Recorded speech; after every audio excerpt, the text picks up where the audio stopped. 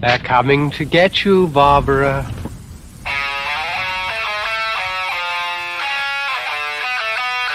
What an excellent day for an exorcism. We all go a little mad sometimes. I like to dissect girls. Did you know I'm utterly insane? I am the devil, and I am here to do the devil's work. We have such sights to show you.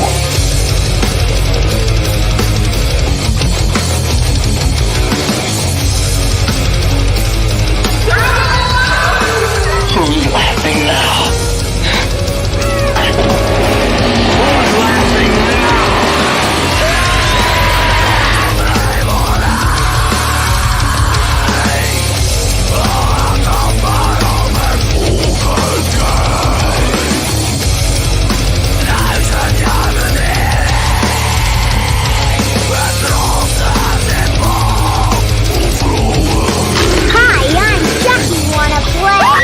I'll drive you crazy.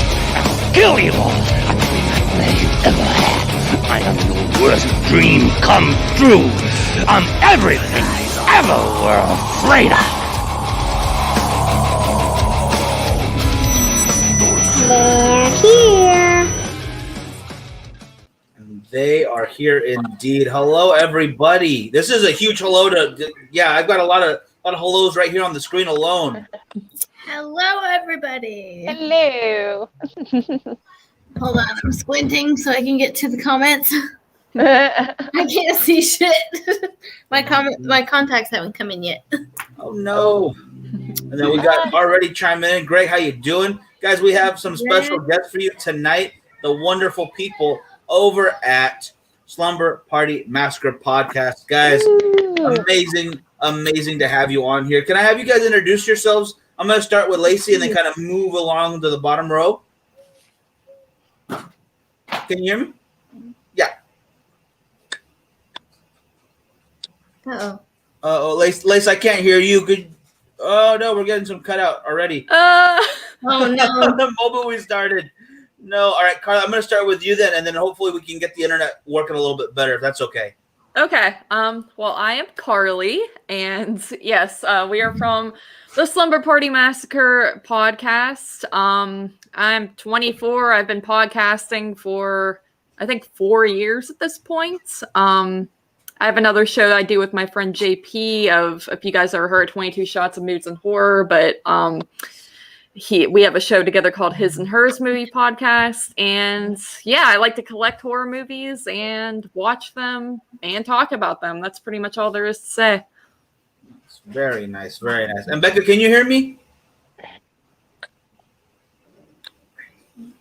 Becca! I think we're still on that bit of lag. It does happen. And I see Lacey getting some headphones right now. So while they're setting up, can you give us a little rundown on how it kind of got started, how this podcast came to be? Yeah, well, basically started Lacey kind of just messaged. I think originally it was me and Heather Powell, who is the fourth member of our show. She's not here right now. I think she had another podcasting commitment tonight, unfortunately. But she messaged us and was like, we need to start like an all-girl podcast. This was like about a year ago. And we were like, heck yeah.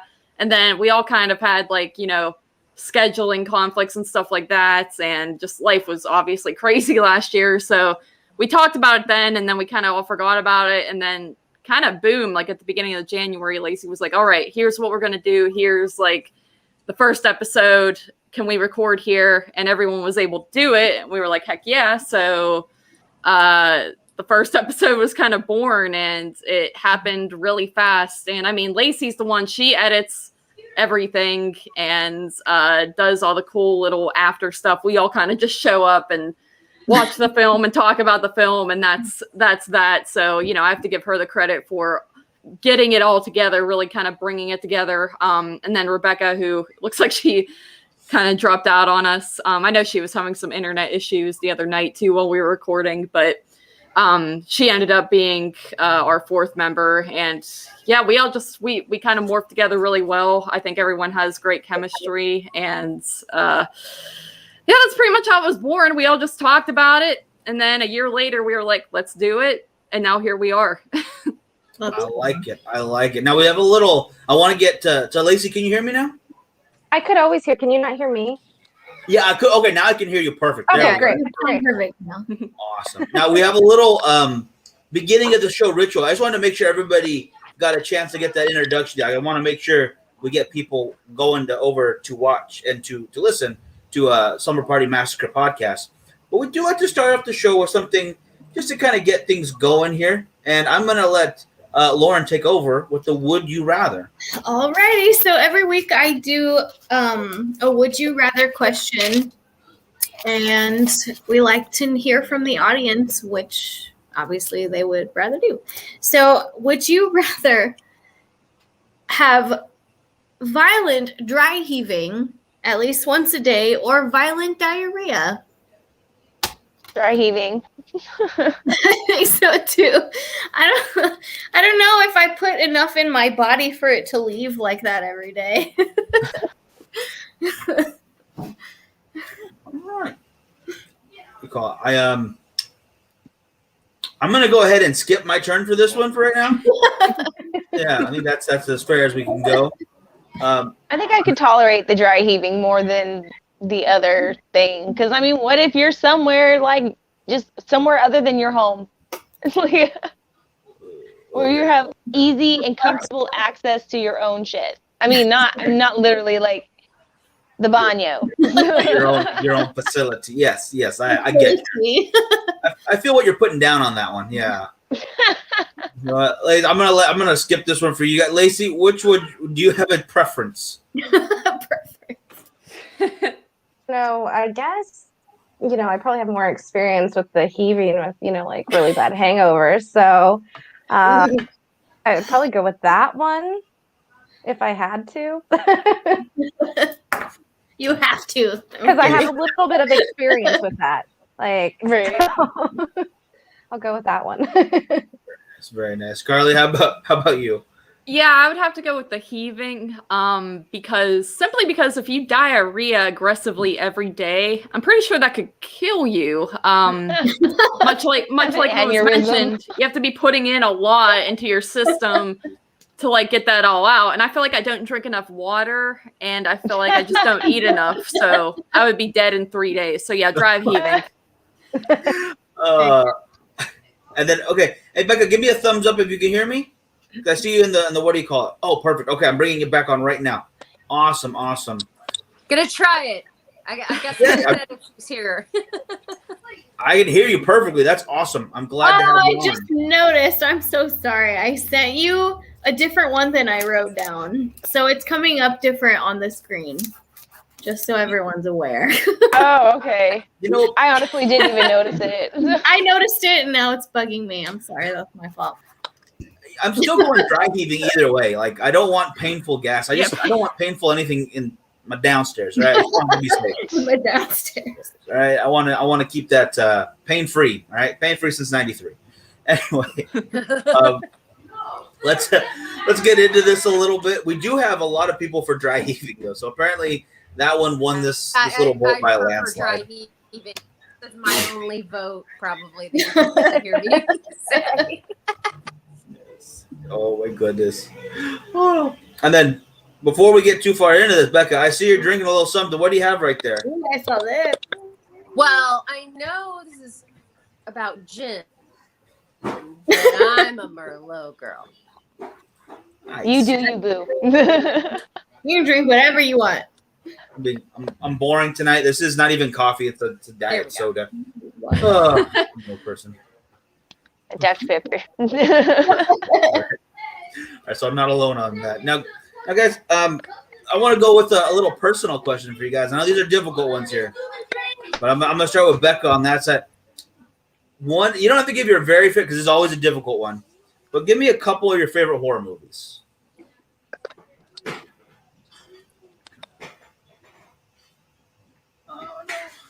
That must be really difficult. Yeah. Or don't. Just whatever makes you comfortable. Friday the 13th Part 2, Sleepaway Camp Part 2. Top 2 favorite movies. Sleepaway. Yeah. Oh, excellent call. Excellent calls. Nice. I got Lacey, how about you? I feel like it's so basic at this stature, but like the movie like literally changed my life. So Scream. I have a ghost face tattoo on my foot. Like Scream is my shit. And then for like an underground, I don't think it gets enough love. Behind the Mask, The Rise of Leslie Vernon. Oh, I've never heard of it. So what do you good. mean? I want to watch. It's so yeah, fun. you get a chance to watch it. So that's awesome. That's exactly what you mean. You need some more love? Yeah. There you go, right there. You just created a new fan, hopefully. That's awesome. Now you've heard Now, of it? Carly, I see a particular shirt you're wearing right now. Oh yeah, I guess I made it kind of obvious. I also have a curtain back here. I don't know if you know. But yeah, I hate The Shining. I think it's horrible. I know, but my number one horror movie is The Shining. After that, I would give it to probably Psycho Part 3. Although I do love 1, 2, and 3, but I have the most fun with Part 3. And I really like Texas Chainsaw Massacre Part 2. And I would have to say Halloween and Scream are the ones, again, like Lacey said, it feels very basic, but those are the ones that really got me into horror. Halloween's the first horror film I ever saw, and then Scream followed after that. So those are like my top, what is that, 5? Yeah, 5. That is a solid list. I'm liking all these right here. That is a good array of horror right there. But I'm taking all the questions right now. I apologize. Let Joe and Lauren not talk at all, apparently. I just realized that. No, we're listening. I'm good. No, I will defer questions to whoever's got the next one. But yeah, I don't want to hog the entire time. Well, I already know Rebecca's like a walking encyclopedia for fucking horror, so she knows. Well, I would like to know, and I've asked this for multiple guests, if you could play, well, I guess since there's ladies on the podcast this evening, if you could play a lead female in any horror film, who would it be? Mine, I would choose to play Tiffany in the Child's Play franchise. Because I just love her, and I love Jennifer Tilly, and that's my favorite franchise. So, for me, it's kind of a weird one. It's kind of a weird one, but I would play May in the movie May, because I think it would be great. I'm kind of awkward and shy, and I feel like I would be just great in that role. And it just seems like it was probably so fun and not easy, but just like, I guess easy, like just to play that awkward type of uncomfortable character. I think I could really nail that. So that's that's another favorite movie of mine. That's, not one of the more popular films, but I love it. I can watch it anytime. Let's do it. That's awesome. Does it have to be a final girl? No, and also that was one of my other questions for just. We'll get to that, but no, just maybe a lead female role. Okay. Well, I mean, we just did. You don't want to hear episode 2 about Final Girls. I was gonna. You guys had a heated debate. Yes, and so it's probably going to be surprising that I heated pillow fight. Some people are. Yeah, we don't talk about that. Yeah.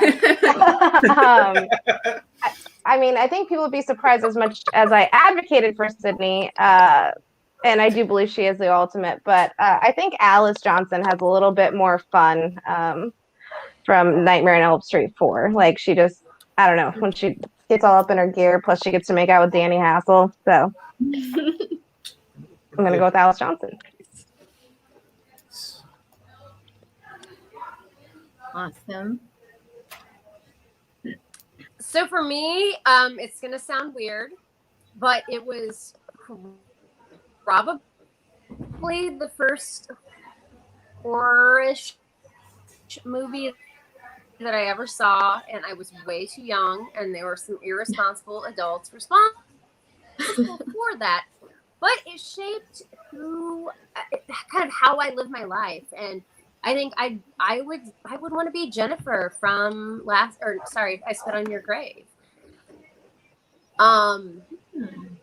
I love rape revenge movies, and like when I have a bad day, or like somebody like cuts me off in traffic, or like I'm at Walmart and somebody's like double carding the aisle or whatever.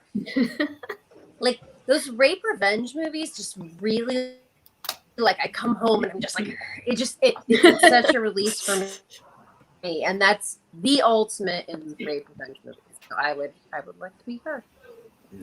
Yeah, that is one intense movie. Yeah, I saw what was the last House on the Left was the first one I saw, and then kind of someone told me about I Spit on Your Grave. I didn't actually know about it until after I saw that one. I forget who I was talking to. Okay.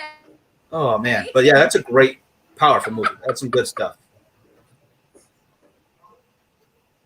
And then real quick, obviously Joe Wrigley in the house. How you doing, brother? Hi, Joe. Along with George and Frankie has a question of his own in the comments here. Any thoughts for Scary Stories to Tell in the Dark, the movie? I thought it was okay. I think they played it a little too safe. I wish it had been a little bit darker. But it was fun. I would watch a sequel. You know, more Scary Stories to Tell in the Dark, obviously. So, yeah. Yeah, I love the aesthetic of it. I think it's great for Halloween time. I had a lot of fun with it. I didn't necessarily grow up reading those books. I did a few times, but they're not like near and dear to my heart. So to me, it like was like whatever. But I like the effects they did on it, and I would definitely like to see a sequel as well, and maybe they can amp it up a little bit more.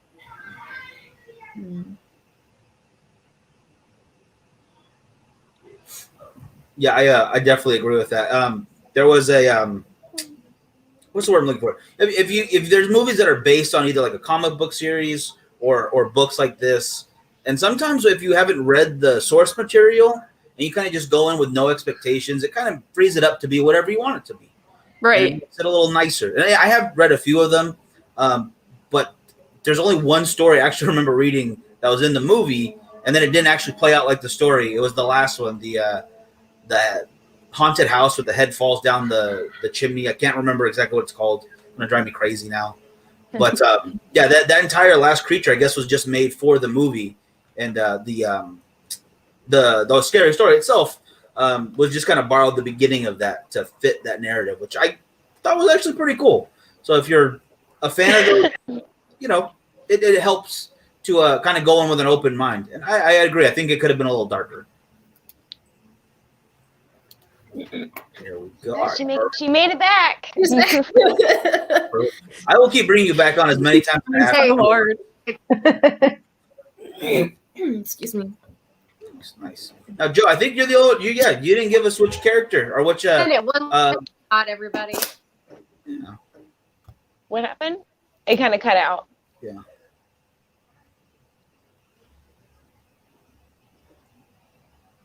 Oh, this dang internet tonight. It's killing me. Well, I know.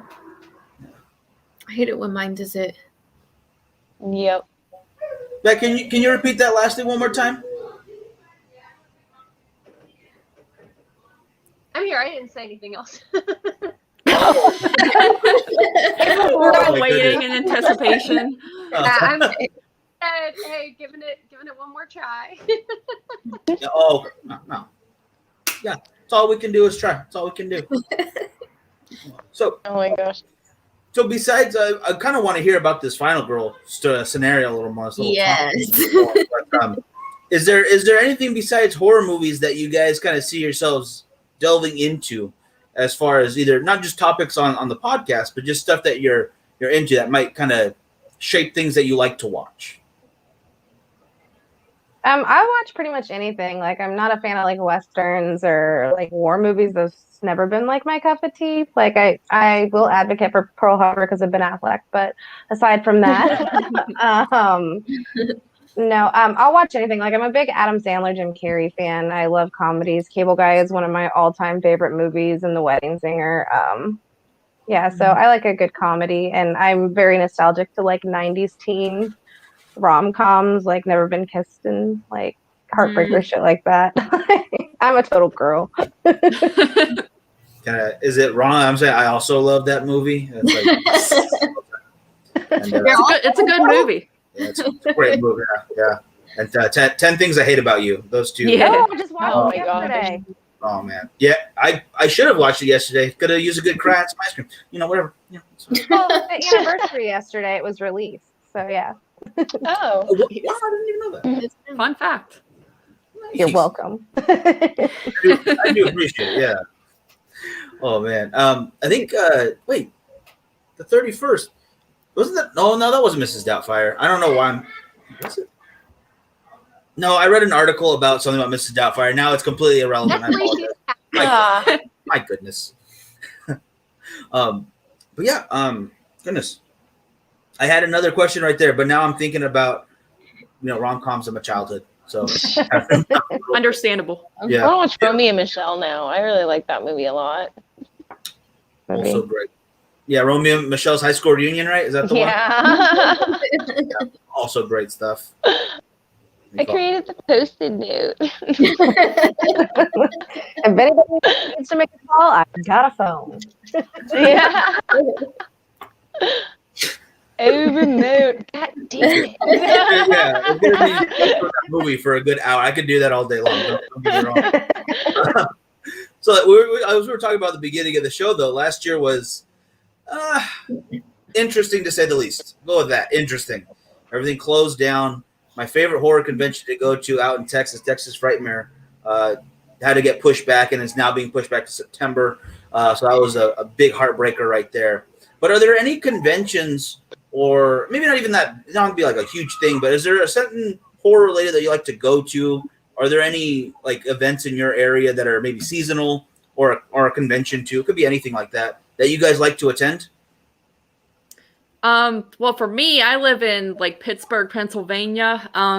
We have a decent amount of stuff. Actually, this month there's what's called the April Ghouls Drive-In events at Riverside Drive-In out here. And they'll actually be playing Slumber Party Massacre as one of their films. And Sleepaway Camp, I believe, they're going to have Felissa Rose there, which is funny because I just met her at Mahoning Drive-In back in August. Which is also in Pennsylvania, but that's like 5 hours away. But me and my friend JP, we like to go out that way at least once a year for their Camp Blood event thing they do.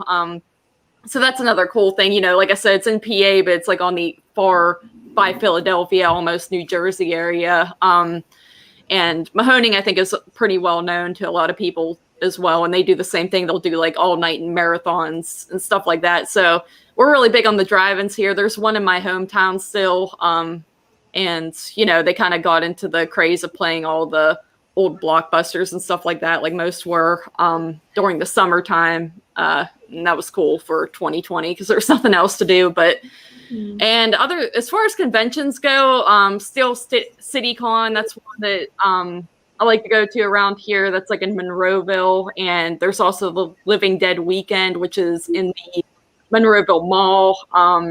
Those are pretty good. There was one in Gettysburg, again, opposite side of the world for us. But me and, like I said, that JP, we went to that one as well. So we do have a good amount of conventions around here. But PA is still kind of strict right now. So I don't know I know some conventions are coming back. I don't know when any of those are going to come back. But I do like going to them, and I do miss them quite a bit. So there's that. Totally get that. Yeah, no, I'm missing it. It hurts right here not to be able to go to them too often. How about you guys? Is there any other ones that you guys like to attend that are noteworthy? Well, I live in the fucking worst place in the fucking world for conventions. I live in Des Moines, Iowa. So like we were lucky to get like Wizard World like for 2 years, and then they just didn't get enough people to go or something, so it hasn't been here in a while. So I will travel to Chicago or Indy to go to Days of the Dead or Horror Hound, and it's about a 5-6 hour drive. And I was supposed to go next weekend, but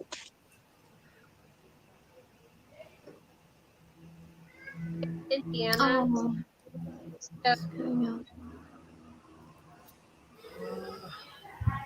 This shit is bananas. Is that what you said? I think she said Indiana. Oh, Indiana. I thought you said they shoot with bananas. I'm like, okay. Well, if you can't rate a convention bananas, I'm not going. I'm sorry, but if that shit is not bananas when I'm there, I'm just. No, I was supposed to meet up with Rebecca next weekend at Days of the Dead in Chicago, but I don't know if I'm going to go yet or not because I don't know if I feel like driving. Yeah, I would like to go to that, but right now it's like I can only really use comp time for work, and I would like to have multiple days off to go out there because that's like 8 to 9 hours for me of a drive. So hopefully we do all, like, we girls all want to meet up sooner than later for sure. We want to have a live slumber party. How did you guys meet? Becca said she's out. Her internet just isn't working. It's okay. Yeah, She said, give my regards to everyone. Damn it. Thank you for joining. I love Becca. She's super smart. She's so knowledgeable, like, with horror, like, and I'm just so fascinated by her knowledge of it all. So I can listen to her forever. Yeah, I cannot wait. Hopefully, you know what? You guys can come back anytime you'd like to. We'll get the internet working sooner or later, all right? We've got the technology. We have the skills. We're at its mercy, so. I did want to know how you guys all met each other. Because you guys obviously don't live in the same state. So how did that happen? Well, I was a writer for Pop Horror, and so I'd like promote articles and stuff. And then one day, a guy from we created like side group of just a group of people that just like knew each other. And he was really into this podcast called 22 Shots of Moods and Horror. And he was like, Lacey, I'm going to add you to this group. And so I was like, okay. And so then I started promoting like Pop Horror in there, and people just started talking to me. And then I met Dan Chase, who was part of the Skeleton Crew. And I started podcasting, and then once you start podcasting, you kind of just meet everybody that podcasts. But I noticed in our niche of people, there wasn't a whole lot of female podcasters. So you kind of gravitate towards, people. And that's why I wanted to get, the best of our little core group of the women that were involved. And that's kind of how we just all kind of ran in the same group. Yeah, it's hard to pinpoint exactly how it all happens. You just kind of wind up together. Because I remember I used to see when I first started Lacey posting all the time her articles and promoting things, but she was just some random girl at that time. And then I think you went on to the live stream for 22 Shots when they did that ridiculous 24-hour thing, and that's where I first heard you talk and stuff. And I think Dan was I think it's when you and Dan were starting to finally talk a little bit. So that was beginning stages. And after that, I think we started communicating more on Facebook. And then of course we, had Skype nights and stuff like that. And it kind of went from there. Then with Rebecca, same thing. I would just see her posting about her movies and everything. And I didn't really start talking to her until we started up our show, honestly. Her and I, we would chat a little bit in the chats, but I feel like I got to know her a little bit more. And then with Heather, she got brought on, I know, by the Kill the Cast gang, if anyone is familiar with them, Jerry Herring and Jay Murph and Kenneth. They kind of brought her into this world, and then she actually kind of reached out to me and was like, hey, you're another girl in the podcast community. We got to stick together. So that's kind of, we all kind of came together separately, and then we all morphed into one, it feels like. Yeah. It's cool. Well, honestly, I have to agree very much so. There's not a lot of female voices, and Girls, Gore, and Gin was never supposed to have me on screen. My whole job was supposed to produce, and then they yelled at me when the whole lockdown happened because they started coming over screen.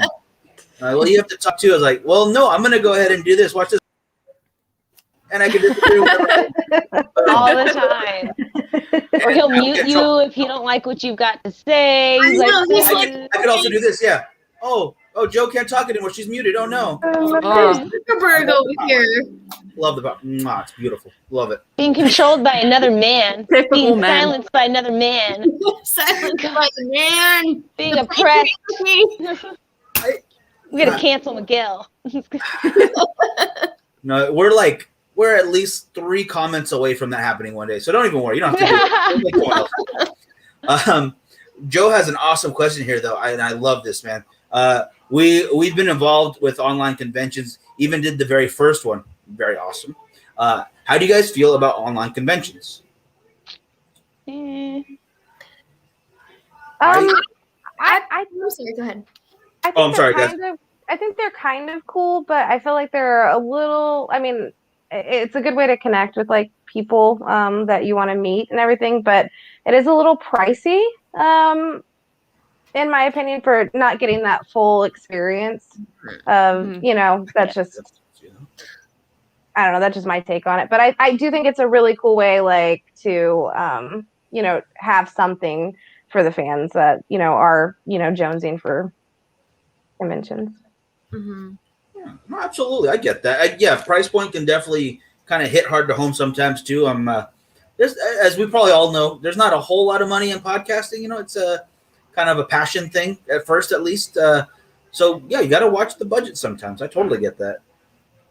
Yeah. I do agree with Lacey. It's like not the same experience. I've not participated in any online conventions, but to me, it's like the same thing as these concerts that they were doing at the drive-in where they're just like on a big screen. I heard on the radio this morning that people apparently love those, but I just like, I want to be there. I want to be able to like smell the sweat of the people playing and like maybe get to slap their hand as they run by. And like, I don't know. And, you know, going to a convention, like it's just, nothing is like this virtual stuff is not the same. It never will be in my mind. Like, yeah, I could see you guys, but like to be in person would be like 10 times more cool because you can actually hang out and do things. And I don't like this whole virtual world, if I'm being honest. But I do agree it's like better than nothing. Like, it's nice that people are putting these things together and giving people something to do who have been depressed about not having what they're used to and the normal stuff, and just having this small little hint of normalcy. So I do like that about it, that people are taking the time and effort to put these things together. But for me, it's like, I just like to be in person personally. Yeah, for sure. Totally get that. And actually, Joe, for your other question, I'm having what's called the Trinidad. It's a cigar from one of my buddies over at Trinidad. It's good stuff. That's actually where I get my experience from online conventions is they did an 8-hour cigar stream for a company in Florida. And it was, I gotta say, yeah, Lacey, it was a little pricey. It was at $150, but they sent you a whole bunch of stuff. So it kind of, you more than got your money worth it for that kind of thing. Right. And in the last year, I mean, the cigar community, because I also do the podcast for cigar stuff, is a lot of older gentlemen, and I don't want them getting sick on me. I need them to be around for a lot longer. So stay home, please, be safe. So it really did help out. But I would have 100% much preferred to be there in person with everybody. Mm-hmm.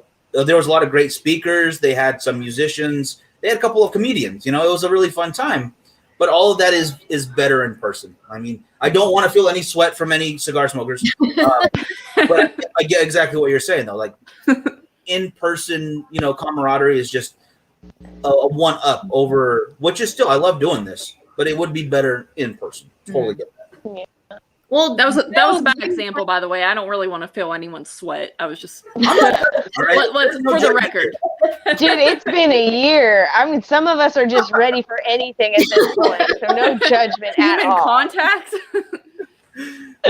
Like, spit on me, I don't care. Please don't spit on me. It's sad. Well, Joe, you were just telling us earlier about your experience at a sort of drive-in type deal. Yeah. Oh, yeah. In LA, the Stranger Things drive-through experience is total bullshit. It's like, I don't know if you guys are a fan of Stranger Things or not. I mean, we enjoy Stranger Things. We're not fanatical about it. But this whole experience, when you leave, if you're frustrated with it, it's because you're a fan of it, but you're not fanatical about it. It's the fanatical ones that are keeping this shit going because they're spending their stimulus going 5 times to this. But yeah, it was just, at the beginning of it was cool because it was like a drive-in kind of, like you turned your radio to a station, you all parked, concession came out. They entertained you. And then you all started lining like cattle into this parking garage. And it was like mostly chain link fence and strobe lights and heavy fog machine. A little bit of decor, and then a lot of projector screens that was like just showing like random clips of all 3 seasons like mushed together. And you'd sit there for like 6 to 8 minutes, and then you'd move like 2 more floors up, and you keep going till you get to the top. And it was just, we spent $140 for that 30-minute experience, and it just sounds like a bad haunted house. Thank you. It was horrible. Like, I've seen, and then you had to have your windows rolled up the whole time. Right. You had to have your mask on, and then there were points in the parking garage where you had to turn your cars off. And it was already like an 80-degree day, so it was kind of already a little warm still in that parking garage, and it was just like, oh my God. I felt bad for people who were behind trucks, because if you were behind a big truck, you couldn't see what was going on in front of you. So you really got no experience from it at all. Yeah. But it was horrible. Horrible. That sucks. But if anybody's interested in going, they still have it open. So all right, I'll get right on that. That's not what our conventions turn into when things are going back to normal. Yeah. So yeah, there's I do miss the feeling of being almost trapped in a seller's venue, or an alley, like an artist alley, because I can't move because there's too many people there. I miss that feeling of that many people being excited to see all this cool stuff. I like to see macabre, paraphernalia of any kind that I didn't even think I wanted, and now I know I want it, and I'm spending way too much money on it. But I missed that opportunity. Like, I missed overpaying for popcorn at the movies. I missed that. It's a whole different experience. I mean, I watch it at home all the time for sure, but in those crowds, in the theaters, and I don't think we have any drive-ins here. Do we? Is there any? They had that mobile one, where it was like a pop-up one. They might still have it. I don't know. They did it like twice a year up until last year, and I don't know what the hell happened. I think you're right, but I would have loved that even. We just don't have it. Ain't got shit. So besides horror movies, though, for Girls, Gore, and Gin, at least they like to talk a lot about conspiracy theories, true crime, with current events going on. I'm gonna go a little left question here. What do you have any conspiracy theories that you guys either think are interesting or maybe even true? Are there any that kind of catch in your mind? Bush did 9/11. I'm sorry. That's a big one. I'm just kidding. I don't think that at all. I was like, that escalated quickly. I like this. Let me explain my.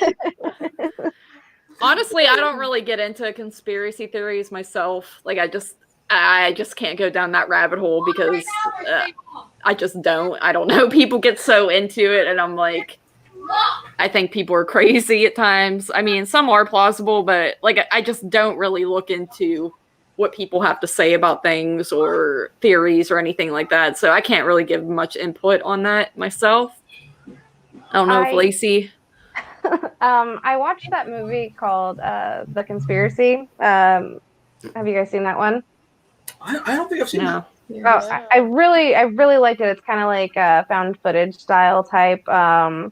And it's basically they show a bunch of different things, and it leads into how people of power are part of a cult kind of thing. But one of the things, it showed different clips of what people believe in. So ever since I seen this clip, I always think it when I see an airplane now, when you see the smoke coming out of the mist or whatever. It's what they're saying is they're putting stuff down onto us. And so every time I see it now, I'm like, but what if? And I was what are you with you? But they're actually I'm just saying, okay, so Bill Gates has actually been talking about this for maybe 8+ years. He has it in his book, and it's about putting sodium chloride in the atmosphere to help cool. like it reflects the sun basically so that it cools down the earth. Well, they did it. I don't even remember how many. It was a while back. They did it in Mexico or New Mexico. And then in June of this year, they're lightly talking about it, but June of this year, they're going to do it in Sweden. And then basically they're in the testing phase of it, but they're going to put it over small areas and then send little balloons up there to test, the sodium chloride and how it's affecting the atmosphere, and then how it affects like plant life and animals and people down below, because even though they say it's like it's not enough to be toxic, I mean, if they keep doing it over time, when does it start becoming toxic to us? Right.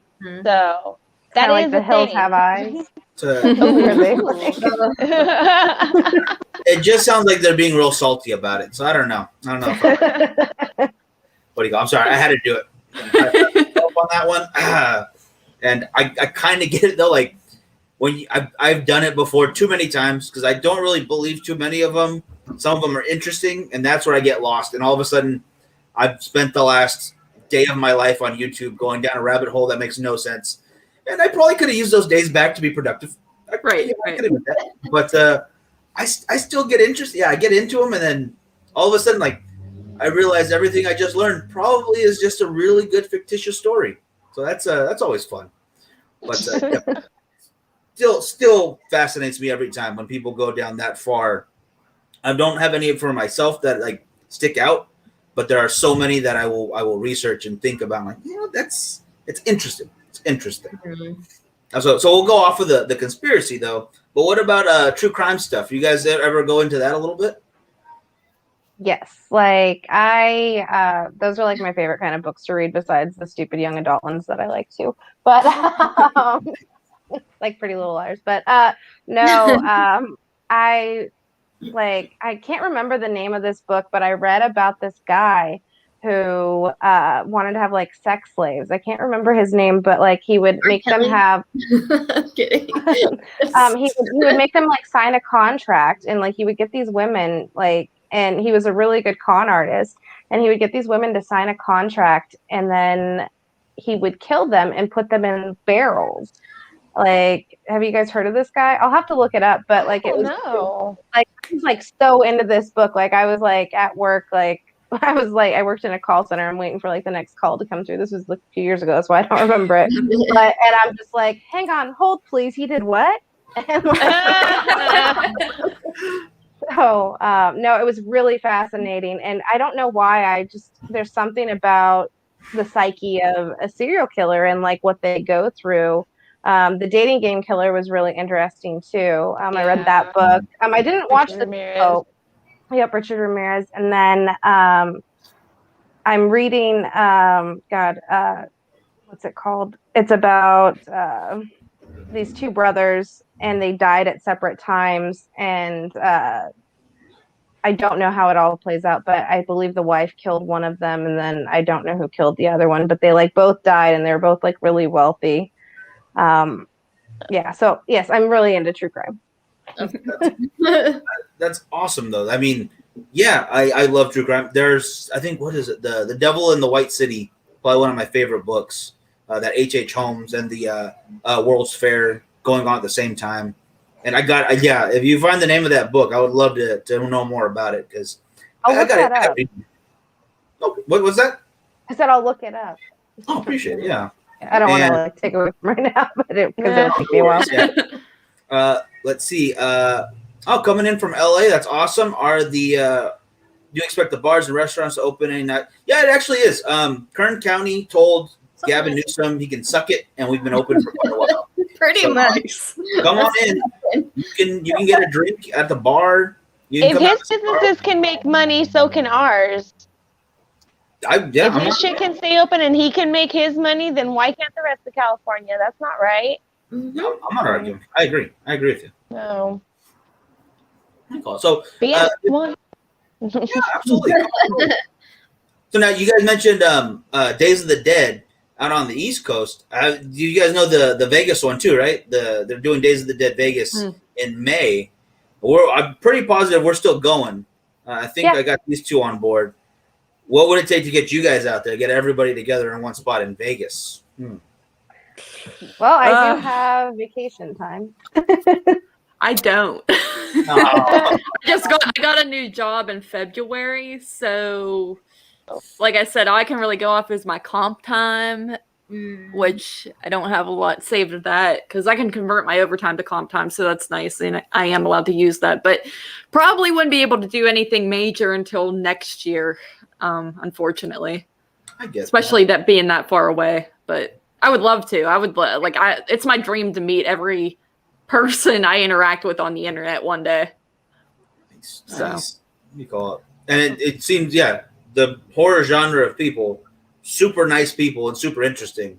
It's a great community to be a part of. I do love it, and you hear so many cool stories and different backgrounds and different interests, not just the horror part, but other things in everyday life that they like to do, and it really is fascinating. To learn more and get to meet everybody. And cannot wait for things to open up a little bit more. It's going to be good. Now, for you guys, what are some of the goals for the podcast, and what's Slumber Party Massacre's plan? Well, ideally, I think we're gonna start Patreon for episode 3. Release some bonus content to offer Patreon members. We only record once a month, so because it doesn't necessarily work with everybody's schedule to have a more podcast. But I think we could probably work in some, side episodes to, keep us more going, even if not everybody can join. Not like a full-on edit episode of Slumber Party. That takes a really long time to fucking edit. I'm sorry. Can I cuss on this? I don't know. Nobody's here to tell you how to live your life, girl. I'll cuss with you. I fucking hate editing. Son of a bitch. No, I went on a show once and I didn't realize it was a PG show, and I had drank. Oh, plus I was drinking, and after the podcast, and I just fucking went ham on that. And I was like, that movie fucking sucks. And so, they're like, okay, you're never coming back. Nope, I never got invited again. No.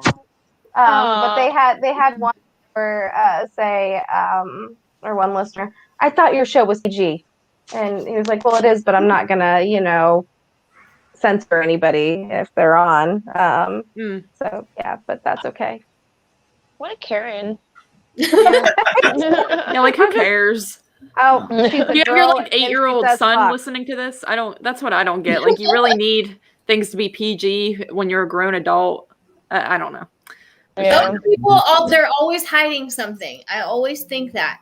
If you are so squeaky clean all the time, you're hiding something. Oh, yeah. It's not normal. No, it's like, why are you making me feel bad about myself? Right, yeah. I like the F word. I do. I do. I like it a fucking lot. That's got to be a t-shirt. I love the F word a fucking lot. Oh, man. All right. So we talked about horror movies you guys like. Now, are there a couple out there that are popular, maybe out in the public, but that you yourself are like, nah, I don't really care for these. These are just not my cup of tea. I am notorious for walking out of It Chapter 1. I don't know. Maybe the original was too close, but I don't know. It was too. I guess another movie that was brought up earlier, Scary Stories to Tell in the Dark. For me, I don't know. I'm not a fan of big CGI, weird looking, creatures. And Scary Stories to Tell in the Dark, they had a Mamu looking thing, and then when he was just oversized, I was like, all right, I fucking had enough. I'm done with this. This is I mean, I was just. It felt and at the time, I was personally, I felt attacked or something. I don't know. I was just they cannot think that this is scary, because that book is one of the scariest books, I ever read growing up. And even though it is, the source material, I just didn't find it scary at all. I did have a little bit more fun with It Chapter 2, just because my expectations were extremely low.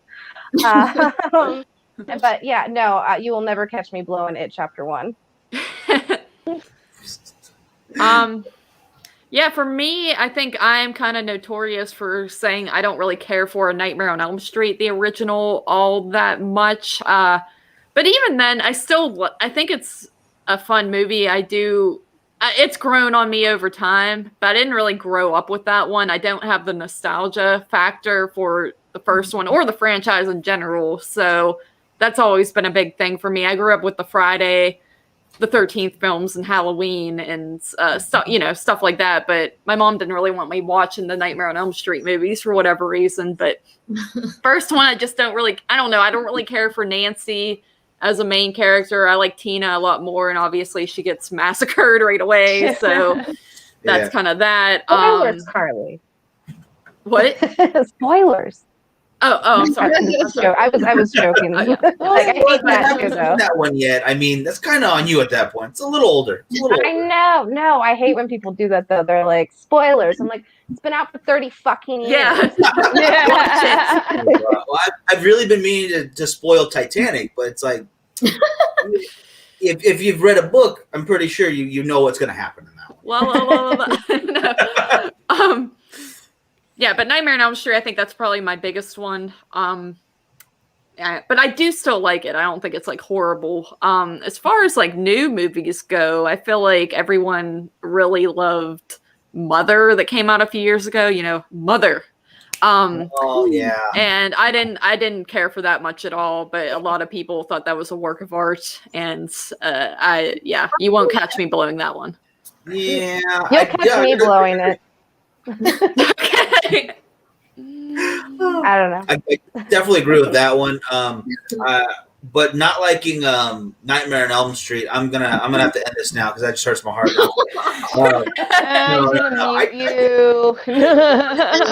As I have Freddie on this blanket back here. Oh my gosh! I'm a fake fan. I got the other guys on there too, so it's okay. Yeah, that's an awesome setup right there. I love that. Thanks. And Freddy's good, but I get Friday's just I don't know. That one and the Halloween series I think they got a lot of meat to it that I don't think get appreciated just because I think Freddy's a little funnier. I mean, he's got his quips. I think people really like that. Yeah, I mean, he talks and he has a personality, so that kind of puts him automatically ahead of everyone. That he's the most memorable, I think, of the time period. But I don't know. I get that. I don't know about you guys, but they've been talking about redoing like Train to Busan into an American version. I'm like, why even bother? That movie was already amazing on its own. And those ones are the ones that bugs me, I think, when they kind of remake movies that are already really good. Mm-hmm. And all of a sudden, that's good for you, I guess. Well, they want to send it to like the masses. Like I remember when Parasite won, the Academy Award for Best Picture, and they're like, people were like outraged that it was a foreign film and had subtitles. They're like, "Are you serious?" And so I think that's probably why. And I think James Wan is behind it. The new Train to Busan, supposedly. But yeah, I think it's stupid, and I think James Wan is overrated too. So throwing some barbs out there at him. Boom. He's a sellout. You know what? Not wrong. I like it.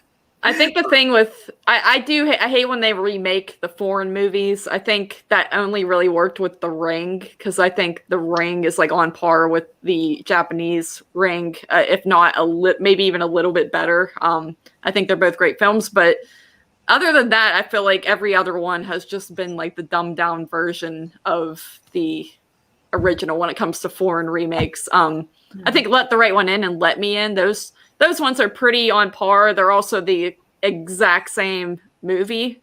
So it's like hard to really compare those, but it's just pointless to me. It's pretty much just like Americans are dumb and can't read subtitles. So let's just make it for them and kind of take out some of the gore. Lazy to read. That's all it is.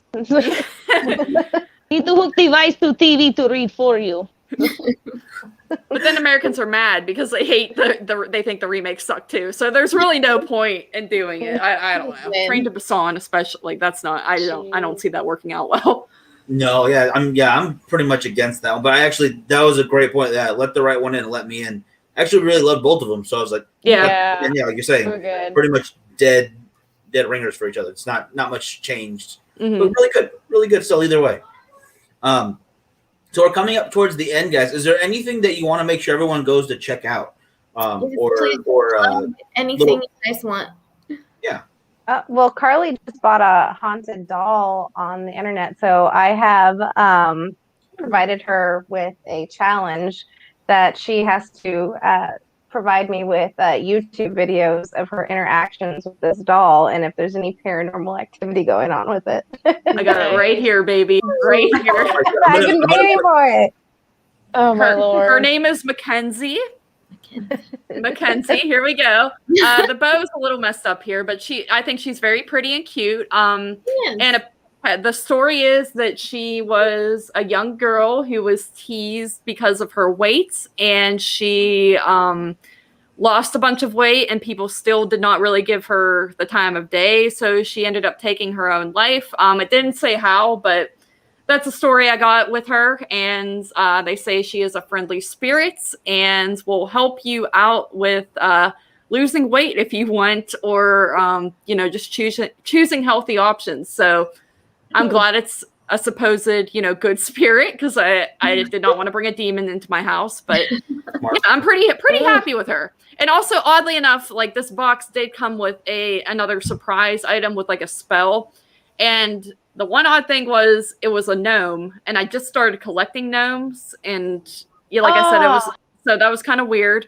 And it said that the spell was to bring me like financial growth, and on the latest Slumber Party Massacre, which will come out, in April, I had said that one thing I would like is to be a little bit richer. So I thought that was oddly coincidental, but yeah, so nice. Yes. Very nice. Meet my doll, everybody. Put her back here. She's now an honorary member of the Slumber Party. Yes. Now, is this going to be like a Big Brothers kind of deal where there's like a camera on you recording what's happening with you and this doll? That's what that's what I said I should do, like a paranormal activity type of thing where I'm just sleeping and like the doll's like haunting me at night. No, I don't know. I might cooking you healthy snacks in the corner. Yeah. Don't eat the cake, Carly. Don't do it. Meal prepping for you. we probably shouldn't be making these jokes. I'm scared. No. Yeah. Sorry. But I don't know. I did have a Ouija board. My mom might still have that in her possession when I was a teenager. So I might try that out and try to make some YouTube videos with that. And I don't have any, like, I've never messed with the paranormal, so I don't have any special technology to really do that. But I'm thinking I might get some and just for fun, see if I can, get anything out of it. That would be cool. But I would love if you become a ghost hunter after this. Okay. If it goes well, I might.